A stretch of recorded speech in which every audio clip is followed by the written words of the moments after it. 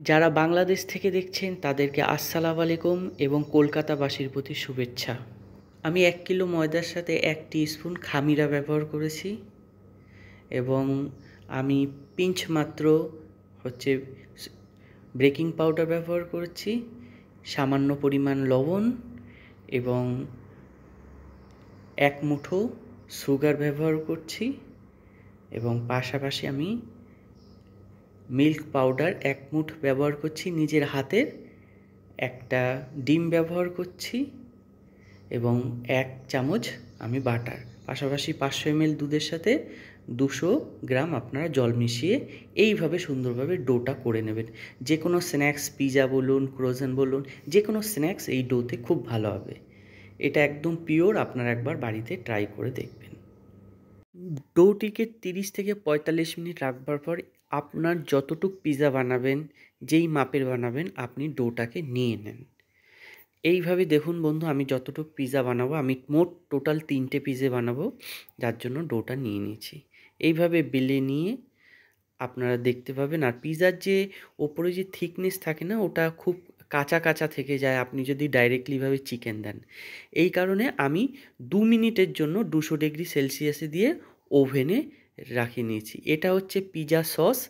আর আপনি হচ্ছে দেখুন, পিজা সস আমি ব্যবহার করব যেই আমি ইয়েটা বানিয়েছি, আপাতত 2টো, এর পরবর্তীকালে আরেকটা 3টে। প্রথমত যেহেতু আমার ট্রেটা ছোট, আর পিজা যখন আপনার বেলা আপনি যতটা রুটি করবেন, এর পরবর্তীকালে এরকম কাটা স্পুন দিয়ে আপনি ফুটো করে দেবেন। তাহলে পিজাটা যখন ওভেনে সম্পূর্ণরূপে দেবেন, তখন কিন্তু পিজাটা বেশি অতিরিক্ত পরিমাণে ফুলে উঠবে না। আর আপনি যদি না দেন তাহলে পিজাটা কিন্তু রুটির মতো ফুলে উঠবে।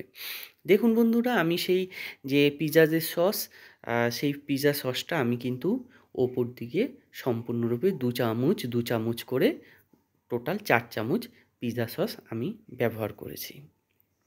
এবং আপনারা যেভাবে করতে পারেন, ডাইরেক্টলিভাবেও করতে পারেন, আবার সামান্যতম রুটিটাকে একটু ছেঁকে নিয়েও করতে পারেন। আমি সামান্য পরিমাণে প্রথমে মজারেলা যে চিজ আছে, আপনারা বাজার থেকে কিনে নেবেন, আর দোকানেই পাওয়া যাবে বড় বড় মার্কেটে। তো সেখানে আপনারা এই চিজটা ব্যবহার করবেন। আমি যেই চিকেনটা ব্যবহার করেছি, যেই চিকেন মশলাটা তৈরি করেছিলাম, সেটা আমি আমার যতটুকু পরিমাণ দরকার রুটিটার উপরে আমি সেটুকুই ব্যবহার করলাম। আর চিকেন মশলাটা আমি এইভাবে সাজিয়ে দিয়েছি। চিকেন মশলা আমার ইউটিউবে দেওয়া আছে, কিভাবে হয় দেখবেন। এই দেখুন মজারওয়ালা চিজ, এই চিজটা অবশ্যই ব্যবহার করবেন, কারণ পিজার জন্য এটা খুবই প্রযোজ্য। এরপরে আপনি মজারওয়ালা চিজগুলো নিয়ে এই পিজার চিকেন মশলা দেওয়ার পরে আপনি এইভাবে সাজিয়ে নেবেন। সাজানোর পরে দেখুন কত করে আমি অতিরিক্ত পরিমাণে ব্যবহার করেছি। আপনাকেও এতটা পরিমাণ পর্যন্ত ব্যবহার করতে হবে, তাহলে আপনার পিজাটা খুবই সুস্বাদু এবং স্বাদ হয়ে উঠবে। এটাকে জেলেপিনো বলে। আপনারা দেখুন, এটাকে মোটা মরিচ, অ্যাকচুয়ালি আরবি কান্ট্রিতে যেহেতু আমি কাজ করি, এটাকে আচার, লঙ্কার আচার। তো আমি সামান্য পরিমাণে ভিনিগারে দেওয়া থাকা লঙ্কার আচার এবং এইভাবে টমেটোগুলোকে স্লাইস করে কেটে নিয়েছি। কেটে নিয়ে আমি আমার মতো পিজাটার চারিদিক থেকে আমি দেখুন কিভাবে একটার পর একটা সাজিয়ে দিয়েছি। আমার পিজাটা সম্পূর্ণরূপে রেডি আছে। এখন আপনি এই পিজাটাকে 200 ডিগ্রি সেলসিয়াসে আপনি আপনার ওভেনে দেবেন। তাহলে দেখবেন আপনার পিজাটা খুবই সুস্বাদু এবং টেস্টি হয়ে উঠবে।